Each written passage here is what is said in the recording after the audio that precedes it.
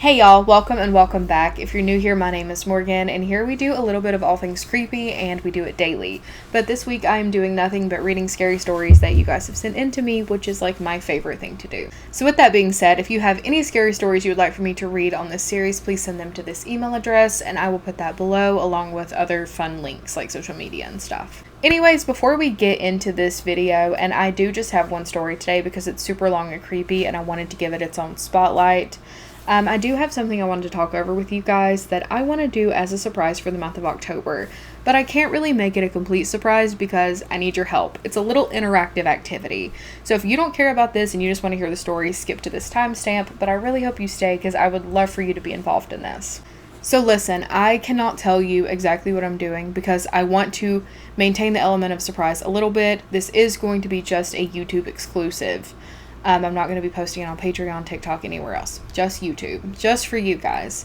But what I need from you is a clip of either just a voice recording or preferably your entire face telling either your favorite scary story, make sure if it's someone's you have permission, or a story of your own. It can be a fictional story, but make sure you tell me that it's fictional. But I want clips. I don't care how long it is. I don't care how short it is. If I need to get it condensed down to a shorter clip, I can do that. You don't have to worry about it. You literally just start recording and just go about your story. Now, I do need you guys to be okay with being in a video and on camera for this. So I guess you can kind of see where I'm going, but you don't know all of it, okay? I promise you that. I think the most efficient way for this to happen is for you guys to send me a Google Drive doc of the recording or the video. That way I can access it and save it and all of that. But yeah, we're going to be doing this in October. I know it's July now. You're probably like, dude, it's a little bit early. I just want to get a head start on it and get everything put together. I'm really excited. I think this will be really fun. And if you guys really like it, I am down to make this a regular thing that we do. Maybe once a week or so. So we will see.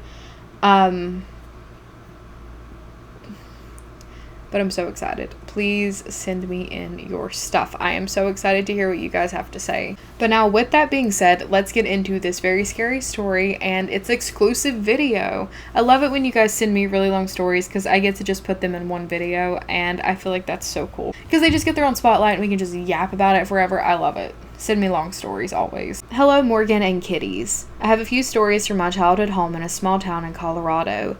Please don't share my name and hopefully you enjoy these stories. It'll be a long read, so definitely feel free to split these up. Sorry, dude, you got your own video instead. Story number 1. I used to live in a house around 100 feet from the freeway just entering Colorado. I have no idea if this caused additional hauntings or not. There was this one night that I had a nightmare where I was in that house very similar to mine and was being chased by something I couldn't see. In the nightmare, I had watched several window blinds fly up and had stuff flying across the room. I woke up terrified and watched my window blind slowly rise up on its own until it reached the top. It stayed there for a minute before making its way back down. Me, being 8 years old, was terrified and I covered my whole body in my covers as if that would help.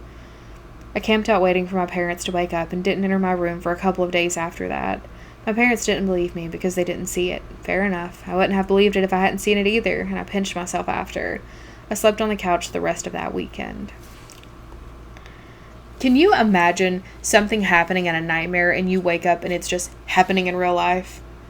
So that leaves me, that sounds more like an out-of-body experience instead of a nightmare, right? Or at least something from that like dream world followed them into real life. Story number 2. This one is a bit of a shorter one, but it's one of the craziest events that has ever happened to me in that house. My mom was in the process of cleaning the upstairs and had asked me to relocate some paint cans to the back room in the basement. May I add right now that this back room would regularly need to be cleaned because some unseen force would regularly trash this room. The lamp would be thrown, other stuff in storage thrown. It was a room none of us, including my mother, wanted to go near as the haunting progressed. I was taking my first 2 cans to the room and I started to feel uneasy, so I decided I would just make it quick with the final 2. As I was entering the room with the final 2, the most terrifying entity was there to greet little 8 to 9-year-old me. This being, I'm convinced, will forever be burned into my memory, as I remember exactly what it looked like as if I saw it yesterday. It was a dark creature with dead eyes, its fingers wrapped around the wall. They were long and sharp. Its face looked like it was wrapped in mummy cloth that had been decomposing for quite some time. What I could see of the skin underneath the wrapping appeared to be melting. To say the least, I did not stay long enough to see why it had revealed itself to me. I dropped those cans only with enough care to ensure a mess wasn't made, and I ran through the basement and up the stairs as fast as my little legs could take me, skipping stairs.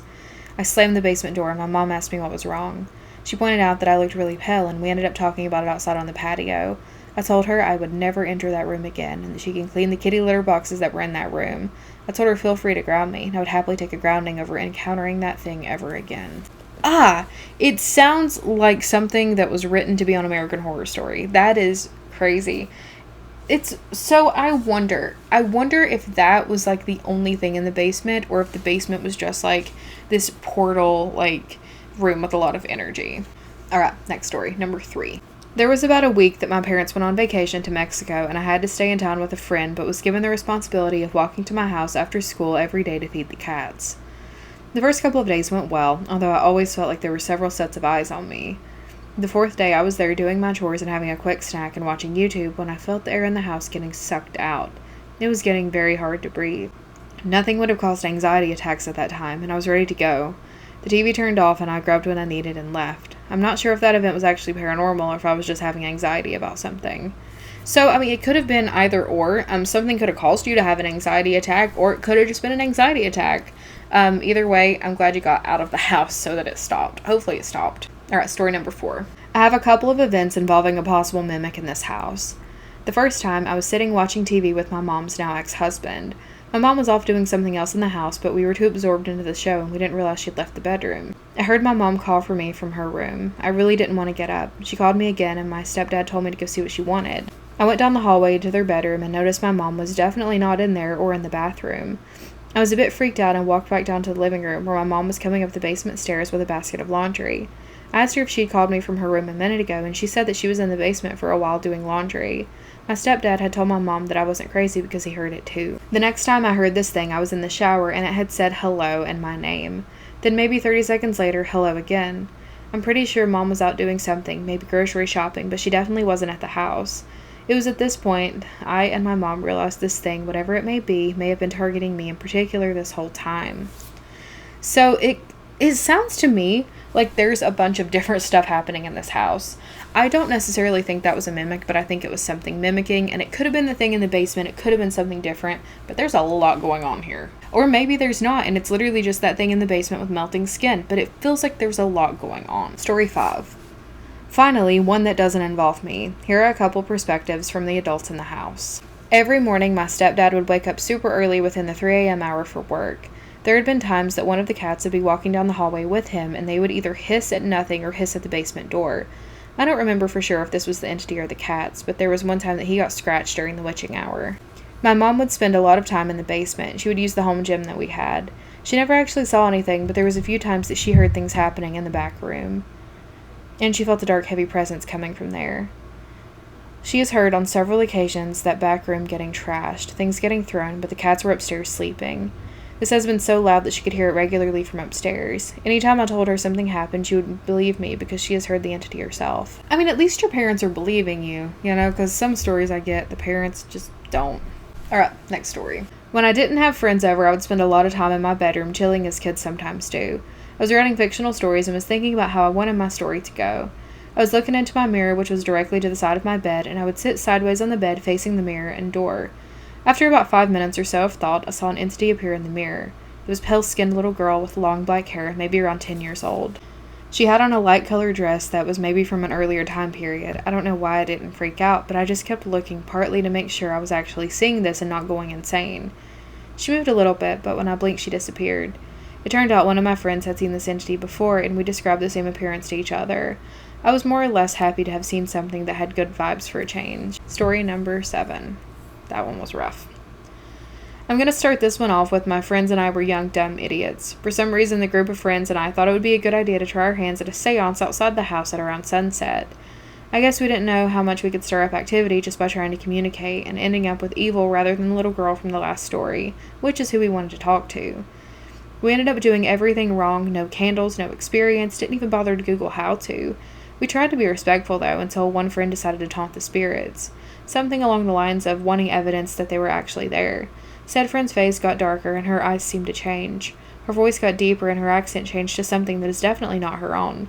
We ended up asking a few questions, and when we asked, they let our friend go. We knew we really screwed up. The spirit didn't want to leave my friend, and we took her back inside and Googled how to deal with the situation.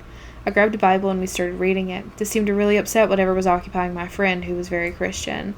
We continued to read the Bible and pray over her, until God seemed to have decided we learned our lesson and removed the spirit from the friend. That day we decided we would never do something so reckless again, and at least set proper boundaries with the spirits, as if we had the guts to even try talking to them again after that. Ugh. Story number 8. This took place at a friend's house. Note, the whole town was pretty haunted. My friend and I were bored at the house, just finished homework, and decided we wanted to read the Bible. I started reading, and the demon that lived in the house started getting upset and knocking things over and being an overall menace. My friend said to keep reading because God would take over and help us the more we read the book. I think our faith helped greatly that day because the entity left us alone after a while. The context as of why we believed the house had a demon. My friend's dad had helped a friend that was on hard times and needed a place to live. The friend worshipped the devil, this is what we were told, and he actually had a satanic Bible in his room. He had spent some time trying to summon a demon, and one day he got his wish. When he moved out, the demon stayed in the house and became a problem. The demon acted as if it were a little boy to get closer to the youngest sibling in the house. The demon would slam doors. One day my friend's mom decided we would all have a sleepover in that room. We were watching a movie and then it started knocking on the wall. The mom, being super religious, told us to hold hands and she started to pray. After much praying and telling the demon in the name of the Lord it was no longer welcome, we didn't see it there, that it needed to leave our house, and asking for angels to fill the room, we got peace for the night. I think it took someone special, not sure who, but I would think a priest or someone who's very spiritual to do that, to get it out of the house. After that, there was peace again. I wonder who we tried summoning. I would like to know. Story 9. This is a possible flesh pedestrian story. Feel free to skip. My mom and I had left town a couple years before this incident, and I was back on vacation and had brought a new friend with me. I was older, 16, and knew more about the rules of what to do and what not to do. We dropped my mom off at one of the bars in the nearby city so that she could hang out with some friends. My friend and I decided to go to my town's development, which had a really nice park. We stayed for a few hours chilling, and the sun began to set. The vibes were still good, so we stayed and enjoyed the park to ourselves, and we ended up climbing to the highest point and chilling and discussing life. We started to hear something in the distance that sounded like it could be a large animal. I realized that it most likely was not a bear, and that it was a large animal. It's probably a mountain lion. I don't know why we didn't leave immediately, but we decided to finish the story that was being told. It got to the point where we began to hear rustling from all around and different noises suggesting a large animal was nearby. The weird thing is, the noises sounded almost robotic. We knew the possibility of what we could be dealing with in that moment. We turned on our flashlights. I grabbed protection, as if it would do anything, no matter what it actually was. We started to make our way down the equipment and casually walked to the car. Now hearing some sort of equipment/artificial sounding roar in the distance. Knowing what was now going on, we got incredibly lucky because that likely meant whatever we were dealing with was very near. We got into the car and drove far out of there, knowing there's really no cops in the town beside the one who worked at the school. Once we got to the place we were staying at for the week, all tucked in and safe, my friend told me that she got a really bad vibe. She was sure it was a pedestrian, that we will not be going back to that park at night again. At least you guys left calmly. That's probably why it didn't follow you, because it was like, oh, they didn't notice me. Last story. This one takes place in the Midwest United States. I was 16 at the time, hanging out with a new boyfriend. My whole friend group and I loved to go to parks at night when no one else was around. It was just the boyfriend and I chilling on the swings, and we were there long past sunset. The vibe was good, and then suddenly I felt a shift towards negativity. We both heard foxes in the distance and decided we didn't want to deal with any wild animals we couldn't fight off. I told him before, and he said that it was time to go, as it was getting pretty late. We kept hearing these fox noises getting closer and closer, and we casually walked to the car. With this terrible gut feeling, there was no way it was just a fox. We made it to the car, and I made the mistake of looking back one last time. I look back and see a humanoid being around 9 feet tall with arms so long that I knew it couldn't be natural. I get into my car, turn it on, thank the Lord my car turned on, and floored it out of there without taking another look in the mirror. Speed limit 20 on the sign, and I knew cops frequented the area. I knew what I saw and didn't care. In fact, I would have felt safer with a cop around. We were not pulled over, and we made it back to his house in record time. We called my friend from the previous story who's sensitive to the paranormal to see if she knew what it was. Turns out she knew about the thing for years, and it actually kept us from getting near it a few times that we went to that park together. Another bonus story from my new town. 2 friends and I were bored in the house, so of course when the sky was black nearing 11 p.m. we decided to go to a new park. We got out of my friend's car and started walking around, and it didn't take long to get a horrible feeling, and I suggested we all go back. They weren't ready, so I went back to the car, and around 5 minutes later I spent that time praying for our safety. They walked back to the car after hearing foxes in the distance. Once they were in the car and doors shut, we saw this huge creature by the playground equipment. Based on the height of the equipment, this thing was 9 to 10 feet tall. We were begging the car to turn on, and I went back to praying because that's the only thing I knew how to do. Once the car turned on, I said my thanks, and my friend put it in the reverse and sped out, put it into drive, and sped through the hills until we were back to our house. We ran into the house and locked the door and didn't get out until the sun was very high in the sky the next day. My mom did put a mirror in front of the scary room in the basement of my childhood home, and I'm pretty sure she saw it at the door. When the adults literally forced me to go in there to cleanse the cat boxes, I always felt watched and made it as quick as possible and then left.